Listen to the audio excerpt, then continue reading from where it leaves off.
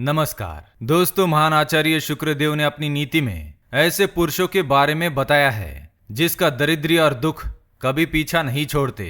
ऐसा मनुष्य अपनी ही गलतियों से जीवन भर दुख झेलता है। इसलिए आज की नीति तुम्हें जाननी आवश्यक है। शुक्राचार्य की यह कठोर नीति तेरे जीवन का कल्याण करने वाली है, इसलिए इसे तुम ध्यान से ही सुनना, क्योंकि जो गलतियां तुमसे हो रही है वह तुम इसके बाद नहीं करोगे।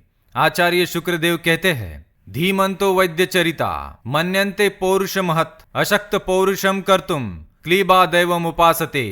शुक्रदेव के अनुसार बुद्धिमान और माननीय लोग पुरुषार्थ को ही बड़ा मानते हैं, परंतु नपुंसक और हिजड़े जो पुरुषार्थ नहीं कर सकते वे दैव या प्रारब्ध की उपासना करते रहते हैं। शुक्रदेव कहते हैं, प्रारब्ध कोई चीज ना हो ये बात नहीं है। यह संसार प्रारब्ध और पुरुषार्थ में ही विद्यमान है। पूर्व जन्म के कर्म को प्रारब्ध कहते हैं और इस जन्म के कर्म को पुरुषार्थ कहते हैं। एक ही कर्म के दो नाम है, प्रारब्ध और पुरुषार्थ। एक ही गाड़ी के दो पहिए हैं। जिस प्रकार से एक पहिए से गाड़ी नहीं चलती, उसी प्रकार से केवल भाग्य से ही फल की प्राप्ति नहीं हो सकती।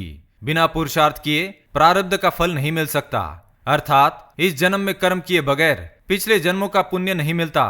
जिस प्रकार कुम्हार मिट्टी के ढेले से अपनी इच्छा अनुसार चीजें बनाता है, उसी तरह मनुष्य अपने पूर्व जन्म में किए हुए कर्मों का फल इस जन्म में परिश्रम करके ही प्राप्त कर सकता है। अचानक सामने आए हुए खजाने को लेने के लिए भी पुरुषार्थ की दरकार होती है, अर्थात परिश्रम करना पड़ता है। सोते हुए शेर के मुंह में बिना उद्योग किए ही हाथी या हिरन नहीं घुस जाता। तिलों में तेल होने पर भी बिना पेरे नहीं निकलता।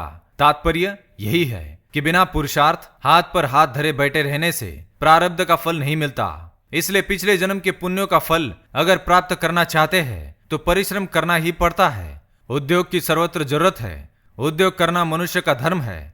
फल मनुष्य के हाथ में नहीं, फल देना विधाता का काम है। जिस प्रकार कुएं के पास के छोटे से जलाशय या पोखरे में मेंढक और भरे सरोवर में पक्षी अपने आप ही आ जाते हैं, उसी तरह उद्योगी पुरुष के पास सारी संपत्तियां अपने आप चली आती है। संसार में सारे काम लक्ष्मी से ही होते हैं, और तो क्या, लक्ष्मी से स्वर्ग में सीढ़ी लग जाती है। जिसके पास धन है वही जीवित है, जिसके पास धन नहीं है वह जीवित रहने पर भी मृतक है। यह सर्वगुण संपन्न लक्ष्मी केवल उद्योग से मिलती है। इसलिए उद्योग ही मनुष्य का परम मित्र है। उद्योग के बिना दरिद्री और दुख पीछा नहीं छोड़ते। अतः मनुष्य को उद्योग से घनिष्ठ मैत्री करनी चाहिए। मनुष्य को चाहिए कि सुख के समय में सुख और दुख के समय में दुख का सेवन करे। यह सुख और दुख चाक की तरह ही घुमा करते हैं। इसलिए दुख है तो सुख की प्रतीक्षा करे, और सुख है तो आने वाले दुख को सहने के लिए स्वयं को सक्षम बनाए, क्योंकि सुख के बाद दुख आता ही है। उसे कोई नहीं रोक सकता। जैसे वृक्ष के पत्ते गिरते हैं और फिर से हरे भरे पत्ते आते हैं, यह चक्र इस प्रकार चलता रहता है। आलस्यम ही मनुष्यानाम शरीरस्थो महारिपुः नास्त्युद्यम समो बंधुर्यम कृत्वा नावसीदति। आलस्य मनुष्य के शरीर में रहने वाला घोर शत्रु है, और उद्योग के समान उनका कोई बंधु नहीं, क्योंकि उद्योग करने से मनुष्य के पास दुख नहीं आते।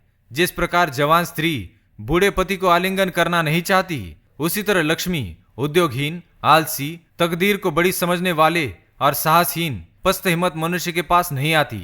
इस जगत में बिना शरीर को दुख दिए सुख नहीं मिलता। मधुसूदन भगवान ने समुद्र मंथन से थकी हुई भुजाओं द्वारा लक्ष्मी की प्राप्ति की थी। जिन्हें धन की इच्छा हो उन्हें निंद्रा, तंद्रा, भय, क्रोध, आलस्य और दीर्घसूत्रता ये दोष त्याग देने चाहिए। तो दोस्तों, इस प्रकार से उद्योग के बिना लक्ष्मी की प्राप्ति नहीं।